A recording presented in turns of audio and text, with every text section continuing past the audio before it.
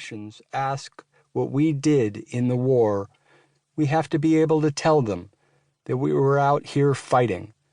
And we have to leave a legacy to the generations of people who will come after us. Remember that someday the AIDS crisis will be over.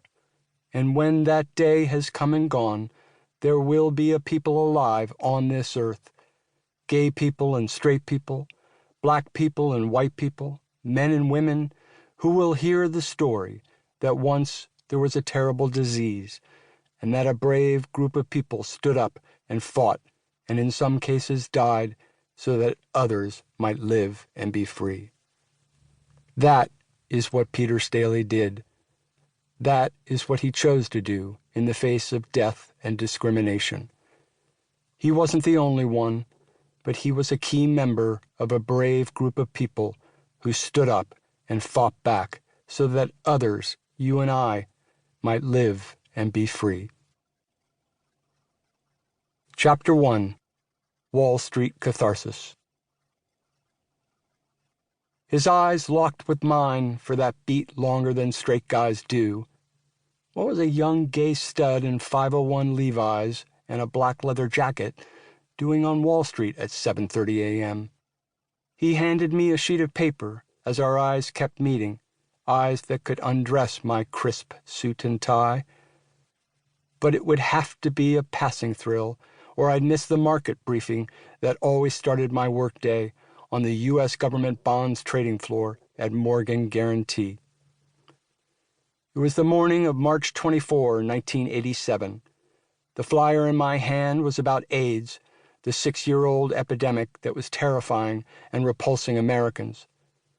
They had ignored the disease and its rising death toll for years, until headlines blared, "Rock Hudson has AIDS," followed closely by, "Rock Hudson is gay."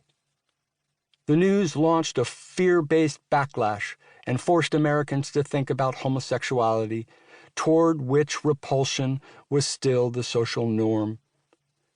No one at the bank knew I was gay. I had carefully cultivated the straight macho persona required of U.S. government bond traders, kings of Wall Street at the time. We made millions for the fastest-growing firms, like Salomon Brothers and Goldman Sachs, by churning Reagan's debt, all the new bonds needed to finance President Ronald Reagan's huge tax cuts for the rich, which included those very same bond traders. The flyer was announcing a massive AIDS demonstration that morning in front of Trinity Church, just a block from my trading floor. It included a bulleted list of demands targeting Reagan, the U.S. government, and the Food and Drug Administration.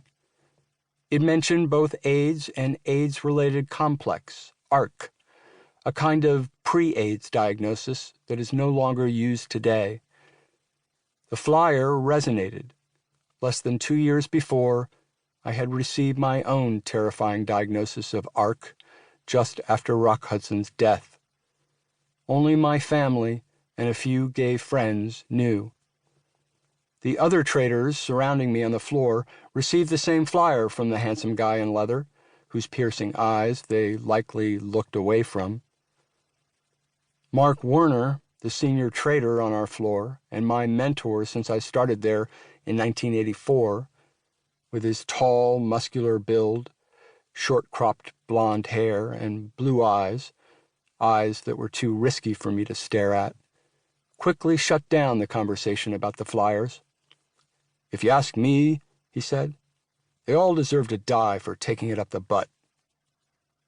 "I hear you," another trader replied. Me, I showed no emotion, having perfected this non-reaction along with a safer, subtle, self-loathing grin. These were my default responses to the locker room banter that filled our days on the trading floor, which included abundant use of the word faggot. But inside, I died a little more. The guy I looked up to had just said I deserved to die, and no one seemed to care. After work, however, my unexpressed anger was given voice by men and women far braver than me.